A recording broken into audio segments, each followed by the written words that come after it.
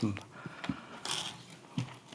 다음은 존경하는 곽규택 의원님 질의해 주시기 바랍니다. 예, 곽규택입니다. 그 슬라이드 한번 좀 띄워봐 주시죠.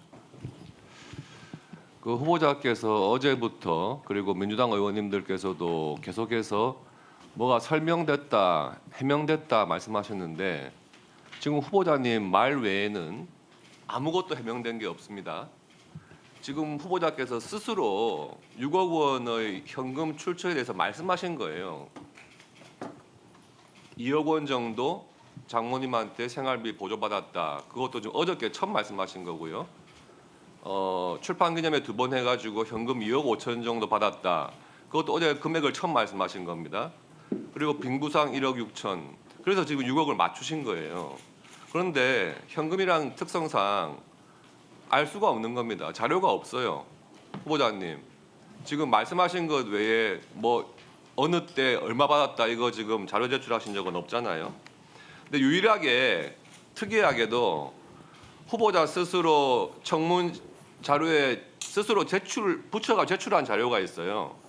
그게 2018년 4월 달에 금전 소비대차 계약서가 이렇게 쭉 붙어서 왔습니다. 왔는데 총 11명한테서 1억 4천을 빌린 걸로 돼 있어요. 그리고 그중에서 9명에 대한 것은 같은 날 1,000만 원씩 이렇게 빌린 걸로 돼 있고 차용증의 양식도 똑같은 양식입니다. 그런데 그 차용증 같은 날 9명 중에서 보면은 강북구 거주, 노원구, 구로구, 성동구 이런 데 거주하시고 주소지가 불명인 분도 4분이고요. 그리고 한 분은 또 정읍에 전북 정읍에 거주하고 계세요.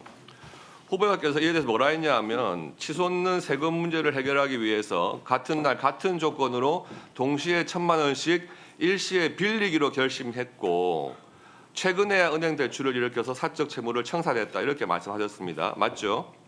네, 그런데 그렇습니다. 원래 채무 관계라고 하는 게 빌릴 사람이 결심한다고 해가지고 탁 빌릴 수 있는 게 아니잖아요. 이거는 같은 날 빌려줄 사람들이 빌려주기로 결심을 한 거예요. 이날 같이 모여서 차용증 받고 1,000만 원씩 주자 이렇게 결심을 한 겁니다. 이 9명의 같은 날 1,000만 원씩 빌려줬다고 한 9명에 대해서 후보자께서 개인적으로 다 친분이 있으신 분인가요? 대부분 친분이 있습니다. 대부분. 그러면 모르시는 분도 있나요? 이날 처음 차용증 받으신 분도 있습니까? 그 중에 한 분이 아마 그 중에 한 분의 부인으로 되어 있는 것으로 제가 알고 있습니다. 예. 근데 이분들의 관계를 보면요, 이 핵심에 강신성 씨가 있는 것 같아요. 강신성 씨는 이 9명이 같은 날 차용증 쓴 날 말고 조금 뒤인 같은 해 4월 11일, 4월 23일 이렇게 2,000만 원씩 빌려준단 말이에요, 후보자한테. 그렇게 해서 가지고 관계를 보니까 강신성 씨 회사에서 감사로 근무한 분이 계시고 전북 정읍입니다.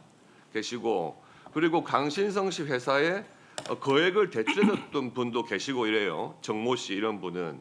그러니까 아마도 친분 관계가 있다면 강신성 씨를 통해서 알게 되신 분이거나 강신성 씨와 함께 친분이 있는 분이거나 이러신 것 같아요.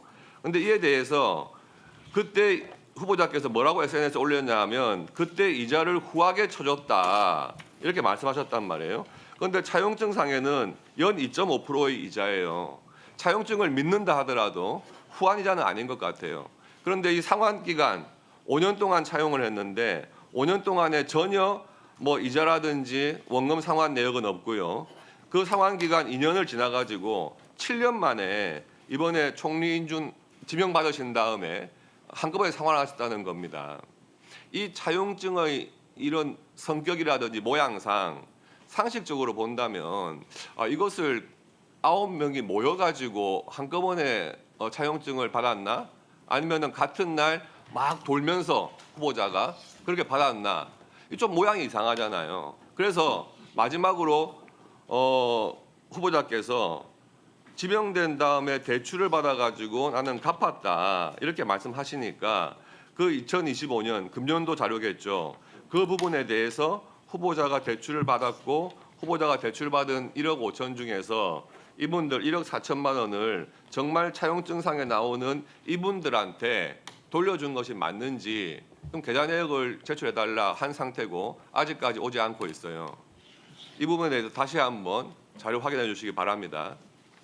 그리고 이 강신성 씨라는 분이 후보자하고 아주 옛날부터 친분이 아주 깊으신 분 같아요. 미국에 유학 생활하실 때 월 450만 원씩 줬다. 그런데 뭐 배추 투자하라 해가지고 2억 원 정도를 떼어서 그 부분에 대해서 본인이 원금 상환 성격으로 450만 원씩 받은 것이다. 이렇게 말씀을 하십니다. 아마 옛날 검찰 수사 과정에서도 똑같이 말씀하셨을 거예요. 그런데 이 강신성 씨가 그 이후에도 사업을 잘 하신 분이에요. 그래서 그렇게 배추 농사 잘못 지어가지고 돈 떼일 분이 아니란 말이에요.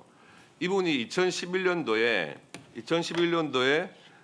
전북 정읍에 폐기물 처리 업체 부지를 샀다는 겁니다. 확장을 했다는 거예요. 그런데 사자마자 전북 정읍 시장인 김모 시장께서 그 시행사로 지정을 해줘요. 도시계획시설 시행사로 지정을 하면서 그 땅값이 엄청 올랐다는 겁니다. 예. 그러니까 지금 후보자가 배추 농사 투자했다가 못 받은 돈 2억 원 충분히 받을 수 있는 분 같아요. 그리고 2011년 그 무렵에 후보자께서 최고위원이셨어요. 그래서 이 전북 정읍시장 김모 씨의 유세 지원도 한번 갔습니다. 예, 그렇게 보도가 돼 있어요.